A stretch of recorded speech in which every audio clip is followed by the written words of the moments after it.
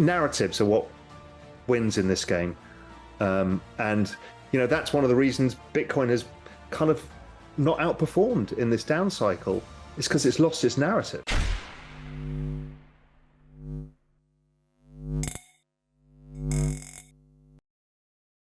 Hey guys, welcome back to Library of Wealth. Today we have Real Vision co-founder Raoul providing an in-depth analysis of crypto and its ecosystem, highlighting its strengths and potential for further growth. In this interview, Raoul expresses a bullish stance on cryptocurrency in 2023, stating that it has the most vibrant, deepest, and broadest ecosystem in the market today. He believes that Ethereum's ecosystem is the most institutionally adopted, and people understand it as the money of the internet as opposed to Bitcoin. He makes the case that Ethereum's price won't go above $10,000, but believes that on the way to his 5-figure price target, it has the potential to flip Bitcoin. Powell says the network effects are beyond any other token ecosystem, which leads to an increasing number of use cases, applications, wallet addresses, and the velocity of money. Let's get right to the latest interview with Raoul as he gives his crypto update and price prediction heading into mid-2023 and what we can expect next. Before we dive in, don't forget to hit the like button and subscribe to the channel if you enjoy the content we do here. Let's get right into the video. I'm very, very bullish on ETH overall. I just think it's the most vibrant, deepest, broadest ecosystem with the most institutional style adoption, the most that people understand. And let's face it, there is only one money on the internet, and it's not Bitcoin. The money of the internet is Ethereum. I don't see any reason why it's not above 10,000. I see no reason at all why it's not above 10,000. I am agnostic to who wins. I don't care.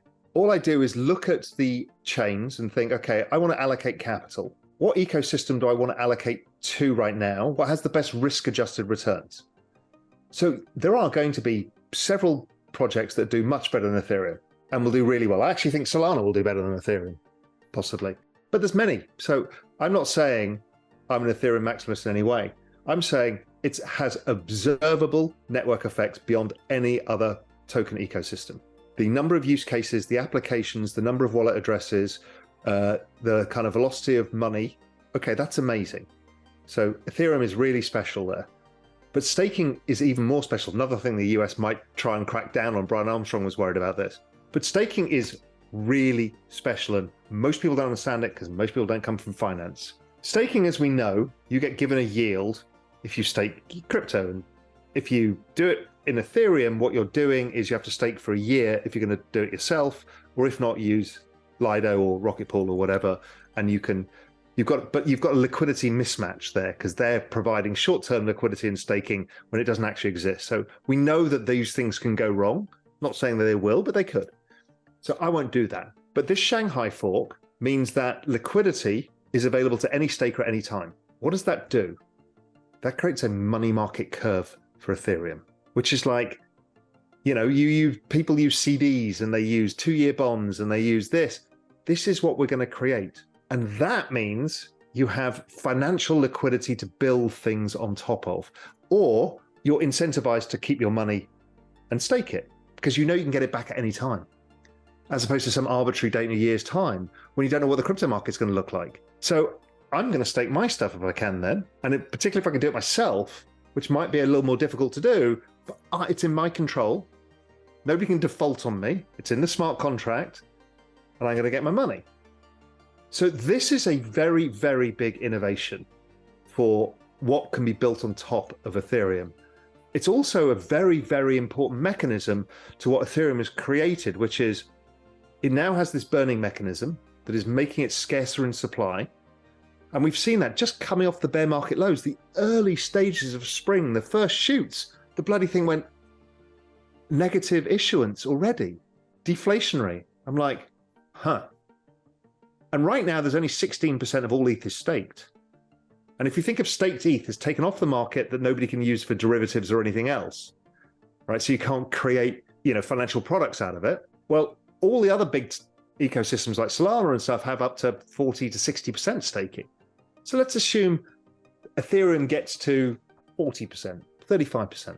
So doubling at least of the number of people who've taken Ethereum out of supply. And imagine that's happening in the spring going to summer. There ain't any ETH. This is a problem.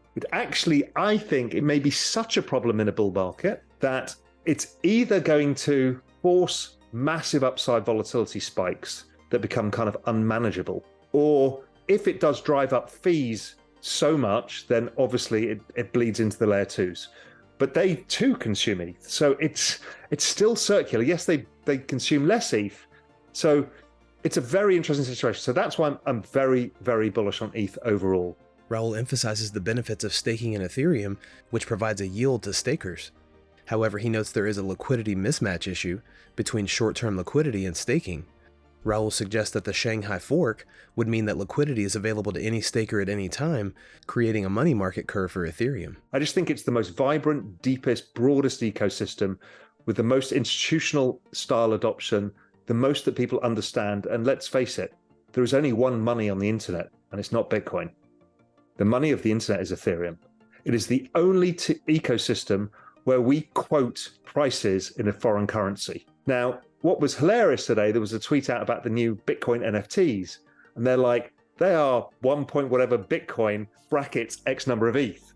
I found that hilarious because ETH is the money of the internet. And I don't think it's going to lose that. But that, again, doesn't mean it's the best performer, because we're going to push use cases elsewhere for innovation. We've got things like SUI coming. Aptos hasn't fully been utilized yet. We need to see the network effects. Solana, I think they're aiming for the broadest adoption by making it a consumer-friendly place, to onboard normies. Okay, that's very powerful. If they get that right, then, and their work with people like Meta and stuff like that, Instagram is very interesting. That's super amazing. Polygon, okay, amazing group. What are they doing? They're onboarding a lot of people. They've got a lot of throughput, super interesting. SUI hasn't even come onto the market yet, and that is faster, incredible team, stuff like that. So there's a lot going on here, but ETH is the easiest way because it's probably got the least risk.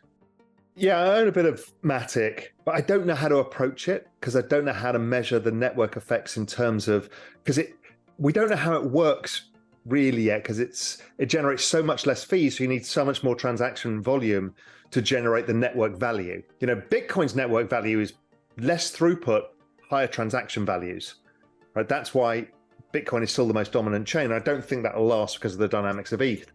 And again, that's no diss against Bitcoin, they're just different things. So I don't know how to value the layer twos. So I'm watching them with interest, and I got a bit of cash in them, and I'm sure I'll FOMO into something at the wrong point at some point. Narratives are what wins in this game.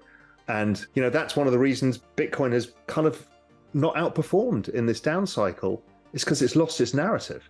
According to Raoul, Ethereum's burning mechanism is making it scarcer in supply. He says that if Ethereum doubles the number of stakers, it may create a problem.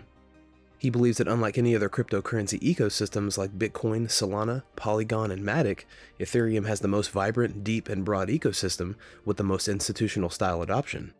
He attributes network effects, transaction volume, and narratives as drivers of adoption as well. However, he does mention that other ecosystems are innovating and provide massive competition. What do you think about Raoul Pal's prediction for crypto in 2023? Comment down below. Thanks so much for watching. Don't forget to like and subscribe. This is Library of Wealth. We'll see you in the next video.